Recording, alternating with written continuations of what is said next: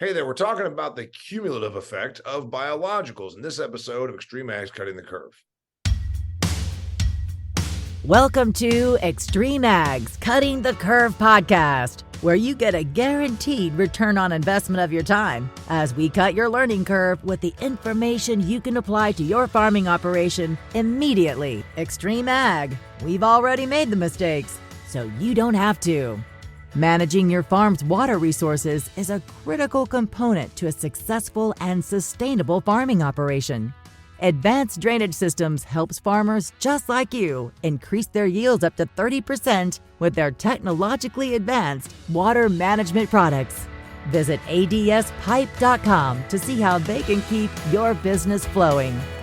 Now, here's your host, Damian Mason. Hey, welcome to another fantastic episode of Extreme Ag's Cutting the Curve. I got Chad Henderson and I got Mike Batson. Chad Henderson is one of the founding fathers of Extreme Ag, and then Mike Batson is an agronomy guy with a company called Holganix. We're doing some cool stuff with Holganix. Chad's got two different products he's been using, biologicals, and he's going to talk to you about where he sees this going. And I also want to get to the cumulative effect because that's a big point to be made. So Chad, you've got some cool stuff going on. I was in your field, one of those rougher fields. It was flat, but it's river bottom kind of ground, and there's a corn field there, and then you got some other stuff. So tell us about what you're doing with biologicals from Holganix.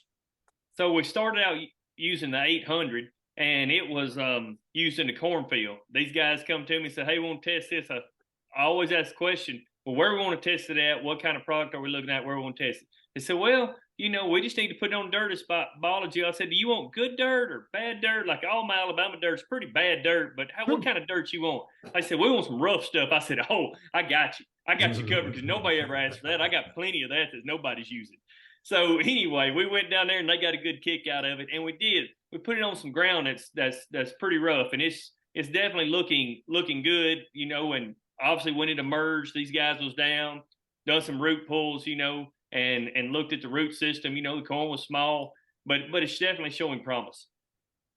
Yeah, so you put stuff in at time of planting with the corn, then you use another product that after you take off your wheat, you spray on, and Yep. that's to help get rid of the fodder or make the nutrients more available. What's that product called? So this the breakdown. So then on the breakdown, we used it, and we've come in there and sprayed behind our double crop beans. And we've been chasing this double crop bean ride for, well, hell, all my life. I've been chasing this, and we've always wanted to do a better job. A lot of people focus on making corn or focus on making beans. Well, we can make some really good money if we can get a 80 or 90 bushel wheat crop off, and then come behind it with a 40 or 50 or 60 or 70 bushel bean crop. I mean, I'll put that math against anybody's. So, but the thing is, I run out of time, and we hit a pretty big wall around 50 to 55 bushel, 60, 65 if irrigated. So anything we could do to break down that wheat stubble and make it to where I get more nutrients available in that season, I'm all in on. So that's where we got this product to play in the game at. Yeah, I like it. So, Mike, what he's talking about doing here these are your two flagship products, and there's other biological companies that make something for meltdown, for breakdown, but the 800 is kind of in a category of its own, right? Yes, it's the diversity of the product. What separates us from our competition is our diversity. We've got over 800 microbes in this product. We've got fungi, we've got protists, we've got bacteria, we've got beneficial nematodes, we've got amoebas, and then we've got a food source in there to help them get a good start and they hit the ground running. We've got molasses, we've got yucca plant extract, kelp extract, fulvic acid, humic acid, and amino acids. And this is the stuff that went in at time of planting, and he's experimenting with that. Biologicals, real quick question, because they're still new to a lot of people in ag, and there's still a lot of skepticism. Does this stuff need to be refrigerated? Does it have a shelf life because of the living organisms in it? Yes, when we make the product, we DNA fingerprint it to make sure that we've got our 800 microbes that we say are in there. We send them off to a third party to get proved out. Then we basically put it into cold storage, and it stays in there at 37 degrees until the farmer orders it, and we deliver it to the farm or to his custom applicator. And once it's there, we have a 6 to 8 week shelf life. The product comes in a tote, and it's got a cover over it that reflects the sun if it's out on a tender truck, or we try to keep it in the shade. It can last even longer than the 8 weeks. The key is that those microbes are in stasis in that cold storage. They're not eating, but when they start to warm up, they will go to eating, and we have to have a food source in there, and that's what extends it out. So I had some down here, and I had it in a tote. And when I got to the bottom of the tote, I had a little bit left over, a few gallons. I come back about 2 weeks later, and they eat the bottom out of the tote. I'm just messing with you. We're going to put a disclaimer on that right there. I was going to say, I'm not sure nobody's going to be sold on the whole idea of that. All right, so answer me this. One of the things you pointed out, and if you've heard all these episodes, I'm sorry, but I think it's really worth mentioning that I never knew until I met these guys, the ratio between fungi and bacteria. So you say that there needs to be more, most soils need more beneficial fungi. Does your product have the fungi, or does your product make it so that the fungi reproduce in the soil? In other words, is it adding, or is it enhancing the creation? We are adding and we are enhancing. We basically bring 200 different species of fungi. And as far as I know, all our competitors out there, the most that anyone brings is 1 or 2 species. And most of the time it's a yeast, which becomes more of a biostimulant to what's already out there in your soil. Mm-hmm. Fungi is basically what helps to make a suppressive soil. It cuts down in pathogens. We basically see a lot less disease pressure where our products use, and the fungi really help that. Plus, the fungi and the protist in this product help to break down your P and K and your micros and your organic nitrogen that's tied up in your residue and your soil minerals and soil organic matter. Cool. Now I know about worse. Let's talk about the cumulative effect. Before we hit record on this, Chad was skeptical, like all of us in agriculture. There's a time, and he's old enough to remember it, when we thought, these biologicals, it's a neat idea, but give me the proof. And so now he says, no, I've been using different biologicals. I see the effect, but it doesn't happen immediately. And I said, if I never used herbicide and my fields were full of weeds and I used herbicide, I could see a tangible, visible, physical result immediately. Same thing if I never used fertilizer. I can put out some fertilizer and by golly, I'm going to enhance yields. You're not going to see an immediate bump with a biological, right, Chad? Well, it's the way I look at it, Damian, it's a lot like using chicken litter. We've been using chicken litter a long time. In the first year you start using it, you're looking for this massive qualm of, whoa, I put this out in my field and it's all better. And you see results, and you can see from it, when we done this, we could make a root dig and we could see the 800. We could see root on this side being one thing and root on this side being another. But the full effect of the 800s is still to come. It's like by the 3rd year, your chicken litter, you can definitely see things changing in your soil, And so this product I hope to stay in trials with them that long that we can put it in the same spot and put it in different spots and keep it going for a longer amount of time, to prove this theory. So one of the things about the chicken litter is, and I sat in a session, I've brought it up a number of times. I sat in a session once from an alleged agronomist who said it was impossible to increase organic matter in our lifetime. And I didn't think that seemed reasonable. I didn't think that it went against all of my FFA soil judging. Organic matter will increase with 5 years, 10 years, 30 years of chicken litter. Am I right? Yeah, well, just anything. I mean, I've increased ours from the days that we put cotton in. We've increased on our farm. We used to be at cotton and we'd have a 3/4, a half, 3/4 to 1% organic matter. Now all our farms is anywhere from 2.5 to 3.5. But it took me 15 years and putting a lot of ground. Everybody says, you must have done cover crops. Nope. You must have done a lot of no-till. Nope. But we did work the ground up. We done some strip tilling, but we put all that material back into the ground. You start growing 250, 300 bushel corn, putting that back in the ground. You start growing wheat and beans, putting it back in the ground in one season. You put that material back in the ground, something's got to give. Yeah. So can you make the case that biologicals will also aid in the increase of organic matter? Oh, it's going to speed this process up. That's what we have to have is the biologicals. Biologicals. Biologicals. Thank you. Got it. You have to have that to get this process going. Well, in our season we have such a long season with the temperatures down here that we can keep that process going. That was what I was worried about with us being in the South. Did we need these products? We have warm seasons. Our corn stubble turns black in a week's time. Why do I need to speed this up any? But I can only get so far with what I've got. So you take this product and it really enhances and keeps me and goes a lot further than what I dreamed we could do.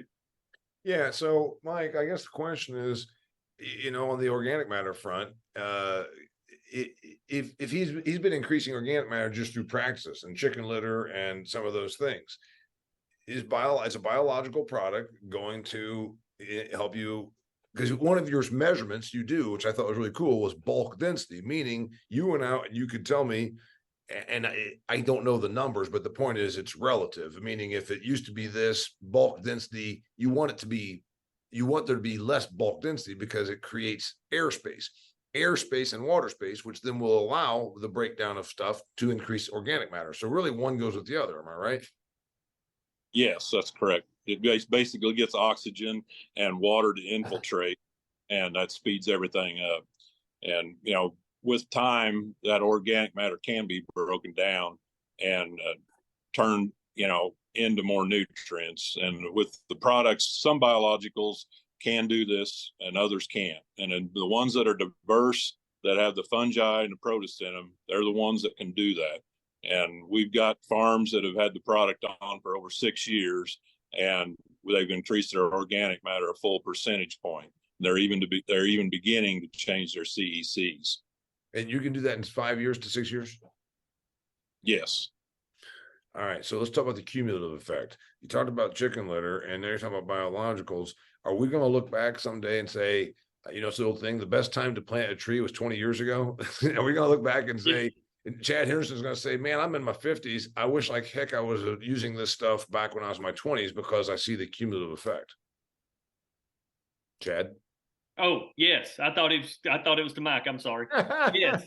Yes, it's definitely something, but we come across those things because, you look at what my granddaddy done, look to what my dad done, to what we've done. We're still getting better, with technologies brought to us, and we're still getting better. And that's what I think us as farmers, we're always prone to do that because we're the only one making a living off of the land, so we're going to be the one to try to push this envelope and strive to do better with the soil. And this is the next step in doing that. Let's talk about those. You've referenced a number of times, Mike, the Dakota places that have been using a biological from you for 5 years, 6 years. What is the cumulative effect? Tell me what numbers moved. Organic matter, you said, was already up for, by a point, which is a big deal, so that's that. What else? Before I get off of that, I want to say, 1 percentage point of organic matter will give you the holding capacity of 25,000 gallons of water per acre. That can give you an extra week of holding on, waiting for another week when we've been stressed out, like we have all across the Midwest. So it's very important. 1 point of organic matter will give you an increase in holding capacity of moisture by 25. So that's about 1 inch. That's about an inch. Yeah, it's about an inch, right? Yeah. Okay, that's big, especially in dry times. Okay, cumulative effect. What numbers are you seeing rise besides organic matter, which is huge? More P and K released from the soil. The organic matter increasing as well. CC increasing slowly. That's just very rare can you do that. But then more nitrogen available to the plant, more micros available to the plant. It basically will also help your soil porosity. You'll be able to get more water infiltrate into your soils quicker. And by having all that organic matter, you'll hold your soils better. Yeah. So it's kind of a tough sell. You go to Chad, he's got to make the payments now. When you say be patient, this doesn't necessarily, happen overnight. It is a tough deal. We're not bred to be patient people. Look at our attention spans and the microwave, society. Usually, though, we're also paying our way. We'll usually see a return on your money the very first. It doesn't always happen that way, but a high percentage of our growers get enough money to pay for the product year one. Yeah. Well, so it needs to at least be a break even. So Chad, when you look at this, the cumulative effect, you do have to be patient. You also have to make it make sense. Is there anything else I'm missing here? Because there's going to be a whole bunch of people that are going to say, you know what, I'm not sure I'm not in on this. I don't have 5 years. Well, you're looking at it from a different mindset. Am I going to go out here and put this on my crop? Okay, let's look at it this way. I'm down here in urban sprawl, right? Yep. Then why would I want to go use that, right? Why would I want to go use that when I could have a housing development there next year, right? Right. It's the same thing with fertility. If I don't go put fertility on it, I can't really make it get more fertility. But if I use a product like this or this kind of product instead of fertility, then I can make the fertility I have more available there. Does that make sense? Yeah, and you and I recorded something about that. Is you and I did a recording, dear listener. You should go and listen to it or watch it, because we talked about using fertility for this season, not trying to build it for the long haul, because it's going to be a subdivision, and he does have that there on the outskirts of Huntsville. Organics, the biologicals like Holganix, you could also make the same case. If it's something that if the developer tells you, yeah, go ahead and plant it, but we might very well start putting in cul-de-sacs next month, you're not probably going to use a biological because you ain't got time. But like I said, I'm using biological to get every ounce of fertilizer I can out of that zone. Okay, so it does make sense. Yeah, so the cumulative effect isn't going to matter because it's going to be turned into concrete and housing additions, but it matters to whatever last bit of fertility is there. You can use a biological to extract. Yep. See, that's when we would pull out the 800. We put the 800 in the furrow or out herbicide, and we would try to really work on that band and make our root system the best as it can to get out to all the fertility we have. Got it. What do you tell people when you're telling about these cumulative effects? You got some good stories. I've heard you reference the Dakota thing. There I am. I'm at Commodity Classic, and everybody, you walk down the hall of Commodity Classic, and everybody will give you 3 to 5 more bushels. Right? I made the point. I don't even need to farm. I don't even need to have a combine. I'm just going to walk through Commodity Classic, and I'm going to pick up 3 to 5 bushels at every booth. And by the time I'm at the end of the hallway, I'm going to have 300 bushels. Anyway, my dad told me that. My dad said he walked down the aisle. He said, you don't have to do nothing. He said, all you can do is walk down through here. We made 500. See, actually, I said it was my joke. Actually, I stole it from Mike Henderson. Anyway, so tell him I'm stealing his material. Okay, so answer me this: what is your pitch, Mike? It's a tough one because most people don't like the idea. It's a long-term investment, really, is what you're talking about. It's an investment. It's a journey. But we say that if you take the journey with us, you will see it. We've got proof. We've got testimonials. We can put you in touch with farmers that are doing it. But we come out, we test. We can show you that we're moving the needle. We're doing the biome test. We can do a test before you start with the product, kind of get a baseline where you're at to see what ratios you do have of bacteria to fungi. Then, within 2 weeks, 3 weeks to a month, we start moving the needle. We get quicker emergence, quicker germination, better rooting. We make a suppressive soil, cuts down on your pathogens. Guys that have white mold issues and stuff like that, where they're using our product, have seen right to the row where they didn't have it, the benefits of it. So we do a lot of different things. We check a lot of different boxes, but it's there. It really is. It works. Sometimes you have to take a leap of faith, but we've got enough data with it now that we know it works. You just got to try it. Chad, you get us out of here. You get the last statement. Biologicals, cumulative effect. Just look for the place on your farm. Whether it's like I said, in a farm that you don't have next year and you're trying to use it to get every ounce of fertility you've got left, whether you need it in the furrow or whether you need it as a breakdown, there's an area for it on your farm, and just be open-minded about the way you're going to use it and how it's going to determine and what you're looking for out of the product. That's it. All right, we're talking about the cumulative effect of biological treatment, and it is kind of a neat thing. I think that Chad made the great statement when he said it's like chicken litter. You're not going to see fireworks in that first year, but over time you're going to see an absolute improvement of your soil, which of course is improving your asset. And, you might ask the question: should I be using this on rented ground, or should I just only use this on the acres I own? But you made a pretty good case there.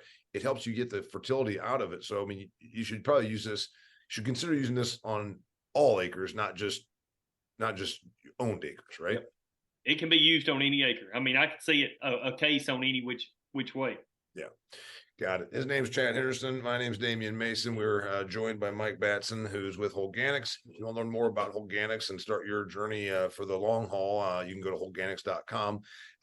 And we appreciate you being here. By the way, hundreds and hundreds of these episodes that I have produced. Also, hundreds and hundreds of videos that guys like Chad have produced out in the field. It's at extremeag.farm. It's all there, free for you. Share it with somebody that can benefit from it and take it back to their farming operation. Until next time, thanks for being here. It's Extreme Ag's Cutting the Curve.